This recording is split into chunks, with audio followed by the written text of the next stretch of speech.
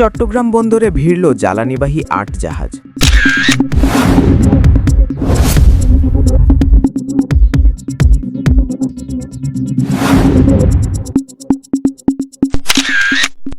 মধ্যপ্রাচ্যের চলমান উত্তেজনার মধ্যে দেশের জ্বালানি সরবরাহ নিয়ে অনিশ্চয়তার সময়ে চট্টগ্রাম বন্দরে এসে পৌঁছেছে জ্বালানিবাহী ৮টি জাহাজ।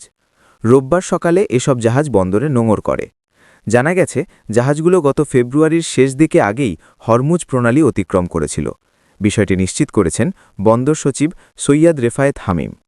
বন্দর সূত্রে জানা যায়, মধ্যপ্রাচ্যের বিভিন্ন দেশ থেকে মোট ১০টি জাহাজ বাংলাদেশে জ্বালানি নিয়ে আসছে।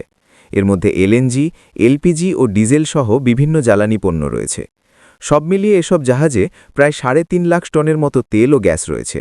সম্প্রতি পারস্য উপসাগর ঘিরে উত্তেজনা বাড়ায় বিশ্ববাজারে জ্বালানি সরবরাহ নিয়ে শঙ্কা তৈরি হয়েছে।